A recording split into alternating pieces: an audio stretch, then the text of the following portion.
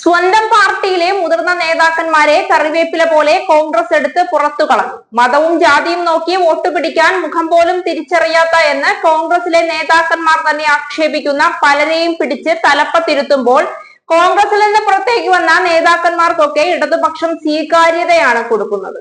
Youth Congress വിട്ടെത്തിയ AK ഷാനിബിനെ സംസ്ഥാന കമ്മിറ്റിയിലെടുത്ത് DYFI. Youth Congress നേതാവായിരുന്ന ഷാനിബ് പാലക്കാട് ഉപതെരഞ്ഞെടുപ്പ് സമയത്താണ് മാതൃസംഘടനയായ കോൺഗ്രസും യൂത്ത് കോൺഗ്രസും വിട്ട് CPIM-ന്റെ ഭാഗമായത്. P സരിന് കോൺഗ്രസ് വിട്ടതിന് പിന്നാലെ ഷാനിബും പാർട്ടി വിട്ടത്. SFI മുൻ സംസ്ഥാന സെക്രട്ടറി PM ആർഷോയെയും ഡിവൈഎഫ്ഐ സംസ്ഥാന കമ്മിറ്റിയിൽ ഉൾപ്പെടുത്തിയിട്ടുണ്ട്. CPIM പാലക്കാട് ജില്ലാ കമ്മിറ്റി അംഗമാണ് ആർഷോ. കോൺഗ്രസ് വിട്ട് CPIM-ന്റെ ഭാഗമായി മാറിയ P സരിന് വിജ്ഞാന കേരളം ഉപദേശകനായി നിയമിച്ചിരുന്നു.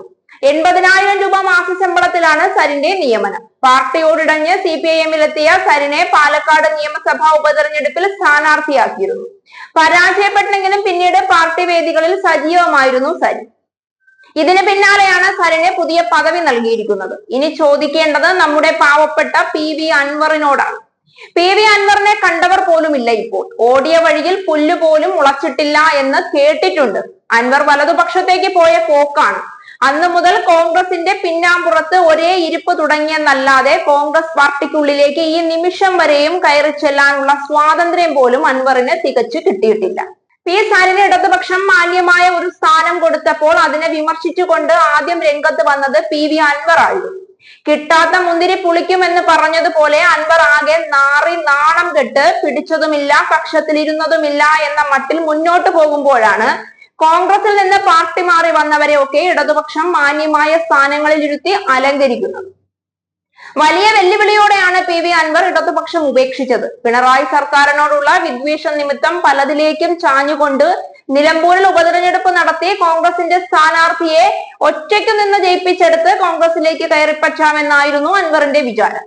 എന്നാൽ അൻവറിന്റെ വിചാരത്തിന് ഏറ്റവും വലിയ തിരിച്ചടിയായിരുന്നു അൻവർ വിലപേശാൻ തുടങ്ങിയ സമയത്ത് കോൺഗ്രസിന്റെ ഒരു വിഭാഗം അൻവറിനെ തൃണമൂൽ കോൺഗ്രസിനോടൊപ്പം പാർട്ടിയിലേക്ക് എടുക്കാൻ യാതൊരു കാരണവശാലും തയ്യാറല്ല എന്ന നിലപാടിൽ ഉറച്ചുനിന്നത്. ഇതേ സമയത്ത് തന്നെയായിരുന്നു മുസ്ലിം ലീഗ് കോൺഗ്രസിലെ സ്ഥാനാർത്ഥിയെ തീരുമാനിക്കേണ്ടത് അൻവർ അല്ല എന്ന നിലപാടെടുത്തത്. അൻവറിനെ നിലമ്പൂരിൽ തന്റെ ഇഷ്ടക്കാരനെ തന്നെ സ്ഥാനാർത്ഥിയാക്കണമെന്നുള്ള നിർബന്ധം നിലനിൽക്കുമ്പോഴും മറ്റൊരാളെ സ്ഥാനാർത്ഥിയാക്കാൻ കോൺഗ്രസിനുള്ളിൽ അതിരൂക്ഷമായ സമ്മർദ്ദം ഉണ്ടായിക്കൊണ്ടിരുന്നു. ഒടുവിൽ അൻവറിന് ഒറ്റയ്ക്ക് കോൺഗ്രസിലേക്ക് വരാമെന്നും എന്നാൽ അതിന് പറ്റില്ല എന്ന് തൃണമൂലിലെ അനുയായികളും പിന്നീട് കോൺഗ്രസിന്റെ അസോസിയേറ്റ് പാർട്ടിയായി മൂലയ്ക്ക് ഒതുങ്ങിക്കൊള്ളാനും ഉത്തരവ് ലഭിച്ചു.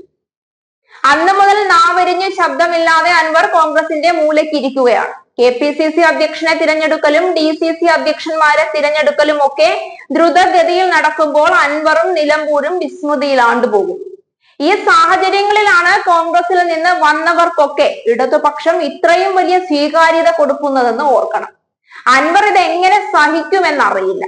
നേരത്തെയും കോൺഗ്രസ് വിട്ട് CPIM-ലെത്തിയ നേതാക്കൾക്ക് മികച്ച പദവികൾ നൽകിയിരുന്നു. ഇപ്പോൾ പിന്നെയും പദവികൾ നൽകുന്നതോടെ കോൺഗ്രസ് വിട്ടെത്തുന്നവരെ കൈവിടില്ലെന്ന സന്ദേശമാണ് CPIM നൽകുന്നത്.